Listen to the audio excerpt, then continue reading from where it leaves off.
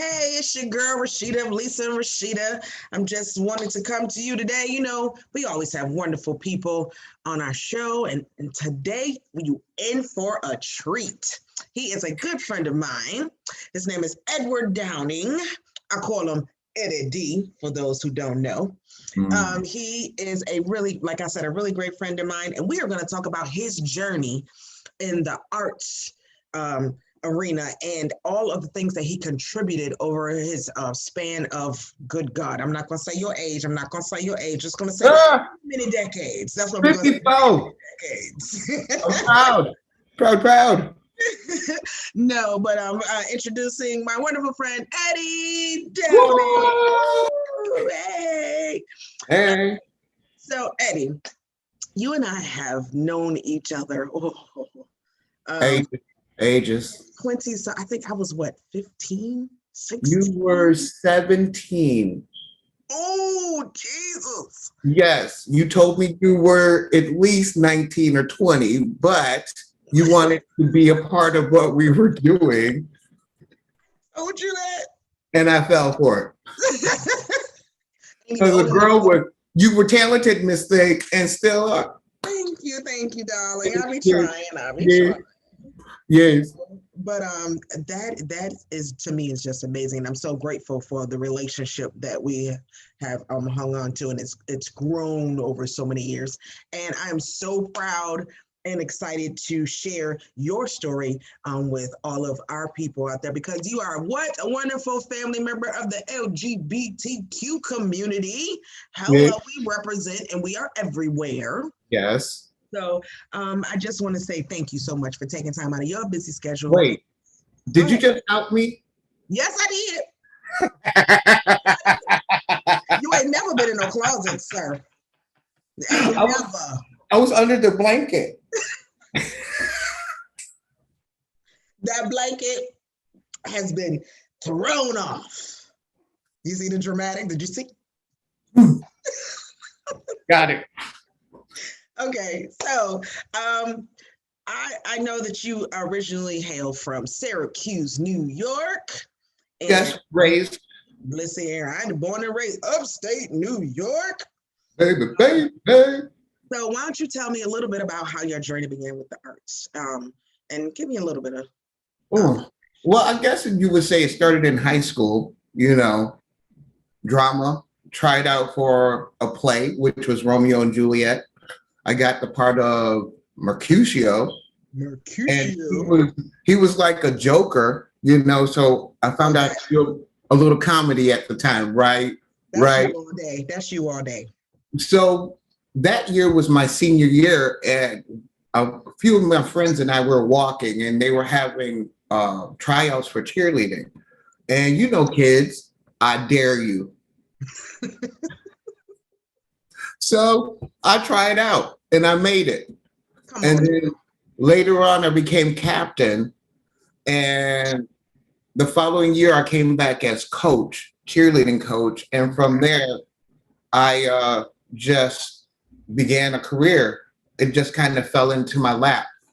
You know, it all started with me, you know, just teaching myself how to dance in my mother's living room, you know, watching old movies. And the movie that triggered it was Fame. Oh my God. Fame. I love, okay, wait, you talking about the movie or the show? The movie.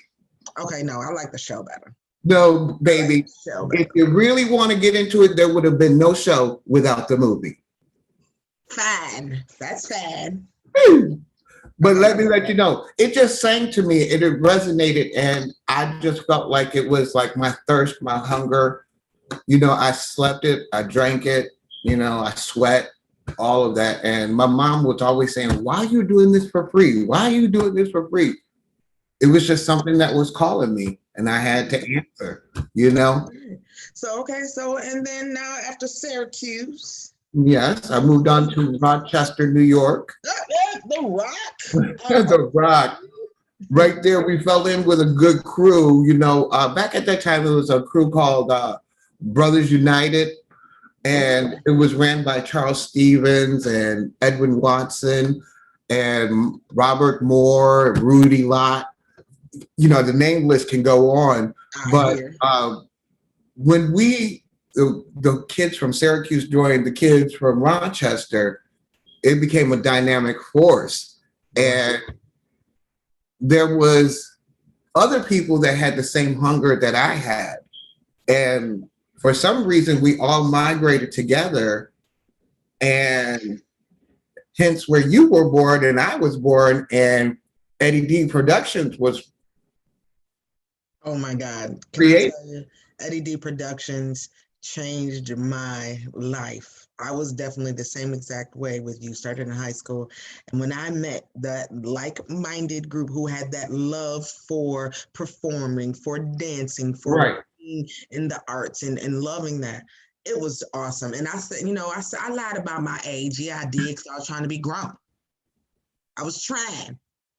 It But worked though. It worked. It worked.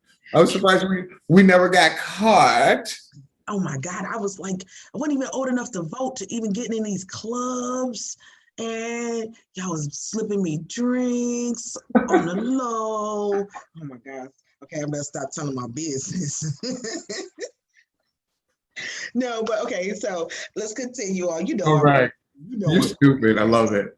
anyway, so you fell into that group and you Yes. merged. And then there's something called the PDR dance company. Who is All portraits of rhythm dancers. that? Okay. That was you guys. Oh, You, Summer, Sammy, Tammy, Perry. I didn't know we had a name. Yeah, you guys had a name. I thought we were just under the Eddie D Productions You umbrella. guys were portraits of rhythm. What mercy? Okay, I was part of Portraits of Rhythm, Rasheida. You were my Janet Jackson. Yes, hunty. I was Janet. Oh my Yeah, gosh. You had me as a lot. I was yeah, Janet. I think I was Beyonce a couple of times. yes. You guys were just like, we did like main things as like an ensemble. You Mhm, know, our lip syncing was to entertain. mhm. You know, we did what was popular, what was, called out at the time, and we did old school. Yes, we did. So we were just a traveling troupe, and a traveling ensemble. Eclectic. We did anything and everything, and we started off doing this for free because Yeah, we actually loved it. It just so absolutely. happened that we fell upon a few gigs where we got paid. Can I tell you one of my favorite routines, and I loved it because it was out of the box, was when we did that country western Madonna song. Do you remember that? Oh, the Madonna song, yeah, And the choreography that you had us doing, I was like line dancing and stepping and whole dancing. Oh wait, is that whole yeah. dance? No, it's not whole dancing. With us, it was hoe dancing. Shoot, I got the wrong. I'm just making up words, all kinds of stuff. No, but that one was really, really. That was.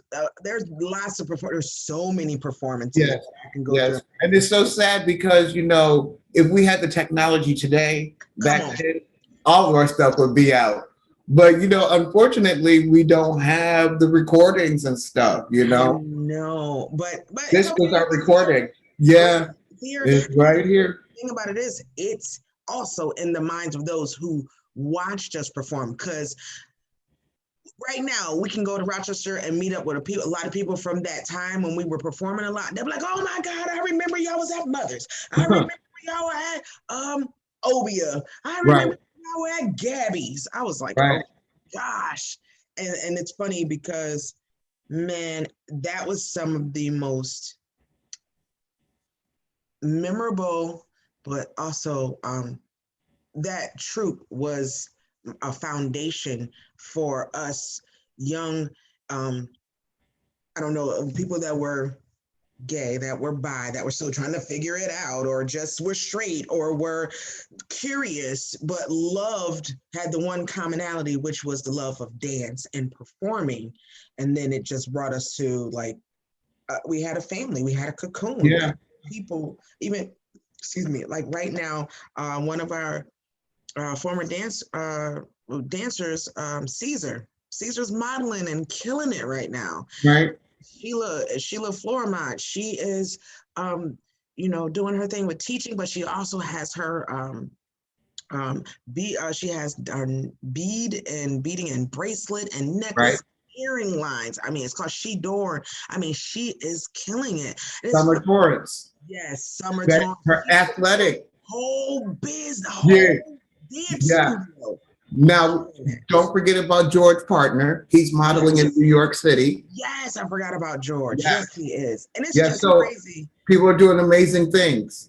And our commonality was you. And thank you for pouring into us, and thank you for just, you did a lot of fussing and cussing and rehearsals. I've been called everything but a child of God, but it's okay. It was out of love. Okay. But oh, do you remember when and that's when we started getting the paid gigs. The paid gigs was to me the ultimate one, Camel. Oh yeah, Camel cigarettes. yeah, yeah. They paid us for. I think we had a gig for like 8 weeks with them, where we traveled throughout the tri-state area, Yep. just doing the gigs. Yeah, that was really nice. That was a lot of fun. Yes. And you know what? It showed you guys. That's another thing that I liked about it. It showed you guys that the struggle paid off in Right. the long run. You know, although it was small, it was something. It was something's better than nothing.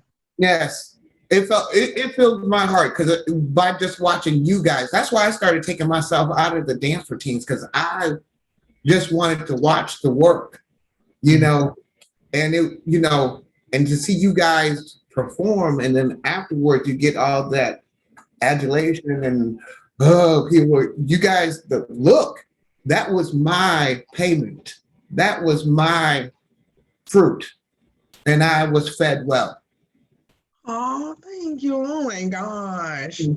I was thinking, what songs did we do? I remember we did, I was Britney Spears too. I'm a slave. Yes, slave. Baby, I did a Right, white woman a couple times right. and black. I mean, I did all of the races. I don't know what to thought when it. Oh yeah, we did everything. I'm not just into hip hop. I'm into rock. I'm into country. I'm into all that stuff. And if the beat moves me, it's gonna become a routine. You know? Absolutely. Yeah. The Alicia Keys one that started Oh, off with that was nice. music. Now, Yeah. baby, you did your thing. I wish. You know who still know the choreography? Oh Summer. She knows the choreography to that routine. no. I talked to her. I was like, "Do you remember when we did the Alicia Keys?" She was like, "Yes," and she started doing it. What? And then that was when we really went from. I think at that point in Eddie D Productions, we went from just being doing What we do to choreography, we did technical. but yeah, it started becoming technical. You had us doing pointing our toes a lot more. We started doing lifts. And So this is where I have to applaud Summer because she kept trying to get me to do ballet. absolutely. And it opened my eyes, Yeah, yeah, beautiful. Yeah. Yes, absolutely. And so we did all of those wonderful things in Rochester. And then once Rochester season was over, what? You went to where? Well, I was in a show in Rochester. I was helping out. She just passed away recently. Shaka. Okay. He was in a pageant, and the song we did was, "Oh, don't bring me no bad news." Yeah. Okay. A flamethrower was on the stage before us, and his oil was on the stage. I fell, and I fell again, and I broke my wrist. So I was out of commission for a couple of months, and I was depressed and everything. And a friend of mine, Silky Mason, was living in Las Vegas at the time. She says, "Well, why don't you come on out here and give Vegas a try?" Well, I left here with $75 in a bag, and I moved to Vegas. Wow. And I haven't been back to the East Coast just to visit, but I've been here for now 18 years. Wow. Yes. And in Vegas, you showed me there's something called the West Las Vegas Arts Center. You worked there for 13 years, and the Nevada Ballet Theater for 15 years. I mean, I will give you this. You did not stop. You No. continued. Fortunately, the thing was is that when I got here, Silky had an interview with this young lady, and she took me on an interview with her. And as I sat at another table, the lady came over to me and she says, "What's your name?" And I told her my name. She said, "What do you do?" And I told her, I said, "Well, I teach dance and, I'm in the act." She says, "Well, right after this, I got someplace to take you." And I was like, "Oh, okay." So Oh, Silky had her interview, and then she took me to the West Las Vegas Arts Center, where I sat down with this lady named Marsha Robinson, and she talked to me for about 10 minutes and said, "Okay, what I need you to do is go downtown and you fill out this application, go take a drug test, because I'd like to hire you." wow. I had a job within the two weeks when I got here, That's because called favor.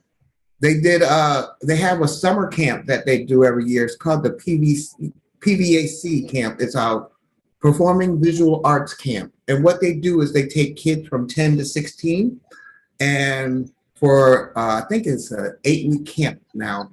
They take them from 7 o'clock in the morning to 5 o'clock in the evening, and all we do is sing, act, and dance, and we build an original show to present at the end of camp for friends, community, and family.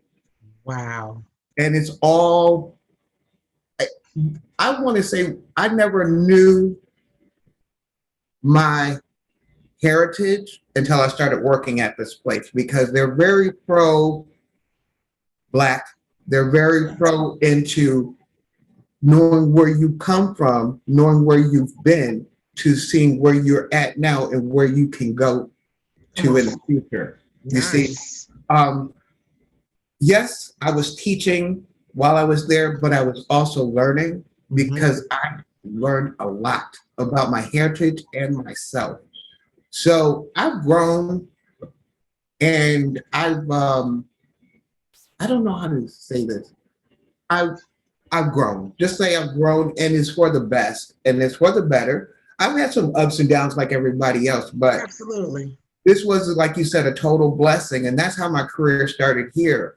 And 4 years into that stint, that's when another lady saw me teaching. And her name was, oh God, I can't remember her last name, but her name was Charlene.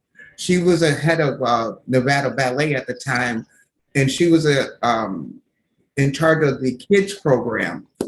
And she said she admired the way I taught class, and would I be interested in teaching with their program. It was called Go Move Dance at that time. And what they do is they go into elementary schools, and the prerequisite, of course, was ballet. But then after you teach like the first 10 minutes of ballet, you can go into other genres of dance. Genres. Okay. And each year, the director picks a theme and everybody does that theme, and the kids put on a show at the end of the year, a recital. But the fantastic thing about this program is that each school gets a scholarship. Like they'll pull 4 kids from each school and give them a ballet scholarship until they're 18. Wow. Now, most of these kids that get into this program are underprivileged kids, and they will not be able to afford this kind of, um, I want to say, Opportunity. yes. So, you know, I've been doing it since the pandemic. That stopped me. It would have been 16 years. But every year I say I'm going to quit. But when you see them at the end of the year, that, like how I saw you guys, Right. it feeds me. And once again, I'm full, and I come back again, you know? Absolutely. So, yes. But unfortunately, I started getting burnt out, Mm-hmm. and I started feeling like it was becoming a job. And when the pandemic hit, unfortunately, it was a catastrophe for the world. but it was a break for me. And Mm-hmm. it made me reassess and think and all this other stuff. And that's how I fell into my new love, my new passion, which is still in the arts, Right. but I'm extending my branches, so to speak. My tree is just getting larger, you know. Wonderful. Um, Yes. and hence that's why we're here, because I am now into digital artwork. And Yes. during the pandemic, I would take my friends' pictures, such as you, and transform them into a whole nother entity being. And, one thing led to another. I started showing people, and somebody said, this is gallery worthy, you know. Absolutely. And I have a friend that still works at the West Las Vegas Arts Center. So she presented it to my old boss, Marsha Robinson. And she saw some of the pictures and she's like, let's have an art show. She said, you could be in the next installment. How about that?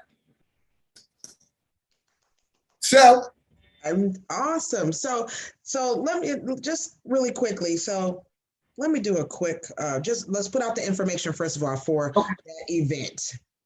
So you go ahead. The exhibition, I'm calling it is Metamorphosis, because what I do is take a picture and I change it. And if you look at the definition of metamorphosis, it means to change or cause change in nature or form. Mm-hmm. And that's what I'm doing. And that's what my path is right now. I'm changing, I'm morphing, so it's perfect that this reflects me in life also. Absolutely. So this exhibit is called Metamorphosis, and it's going to be at the West Las Vegas Arts Center. And I find it very ironic because it seems like my career is coming full circle here, because I'm starting my new career where I started my career here. So I think it's a blessing, all in the same. Yeah. And what's the date on that again? That's going to be September 18th, 2021. The exhibit is going to go for 6 weeks. It's going to go all the way to October 31st. But I'm going to be having a debut reception on the 18th from 2 to 5 p.m. at the West Las Vegas Arts Center. I implore, I beg, I scream, come one, come all. Come on, come experience something new. This artwork is truly something from the depths of my mind and my soul, and art is what you take it to be. It's your interpretation. You're not going to like it. You might like it. You might hate it. You might love it, but that's what it is. I don't care if you hate it. I don't care if you love it. All I care about is if it evokes something, if it makes you feel something, I've done my job. Well, I will say this. I have seen a few of your pieces, quite a few, but now I ain't seen them all yet. But I was thoroughly first of all, I didn't expect anything less than the best from you, because that's how you are. And the process, your process, the before and then the after is just mind-blowing, that you went from one thing and then created this beautiful creation from just a simple photo.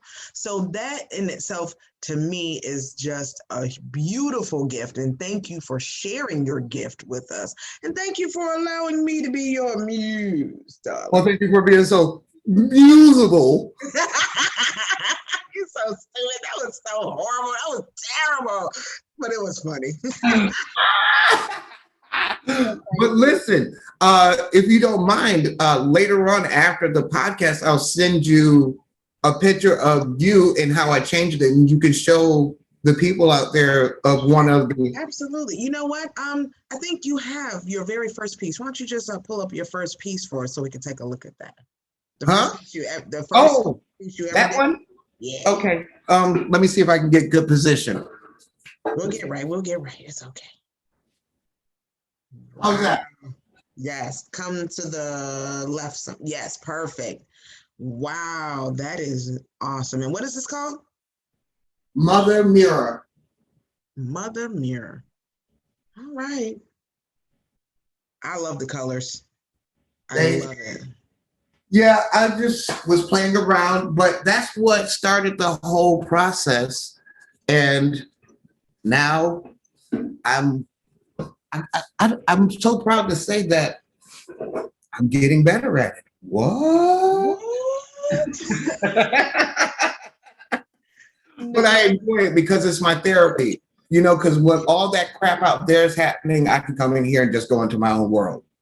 Well, I will say, I'm gonna let you know that I know for a fact that the pandemic took a lot from us, but it also birthed a lot of things in a lot of people and Amen. businesses and your passions and your loves, or reigniting things that were dormant, and now they are now alive and well and flourishing.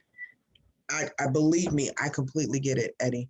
And I am so proud of you. You are killing it. And I'm excited for September 18th. And I will be there. Yes. Thank you.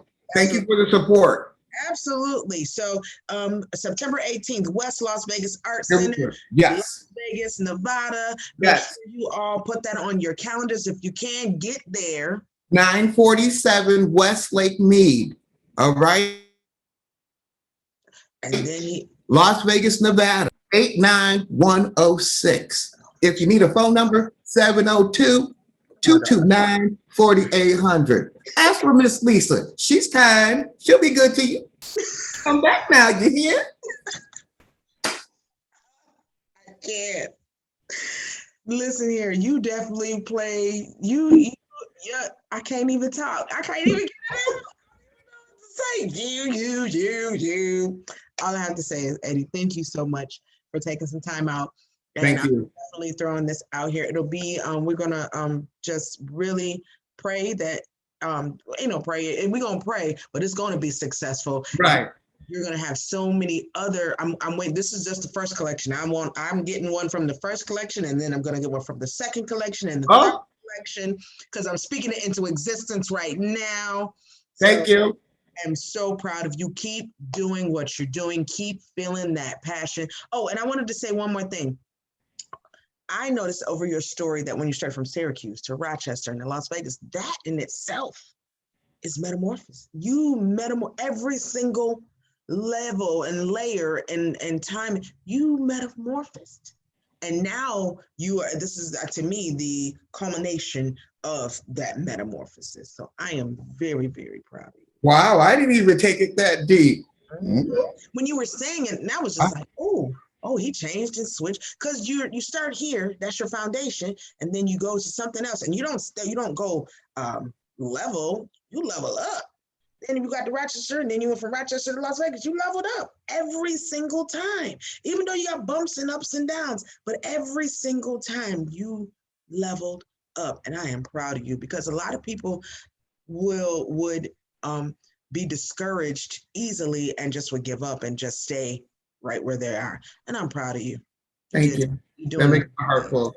Thank you. I love you. You're welcome. All right. Love you too. So yes, we are going to sign off. Okay. Thank you so much for tuning in and listening to me, your girl Rasheida, and my wonderful guest, Edward Downing, who is of Las Vegas, Nevada. Make sure you guys tune in to our YouTube show. Make sure you subscribe to us on Facebook, on Instagram, and we are on TikTok now. So look us up. This is why I don't take him nowhere, right here. But thank you so much. You all have a wonderful day, and thank you for taking time out of your day to listen to us. All right, y'all. Peace and blessings. Peace.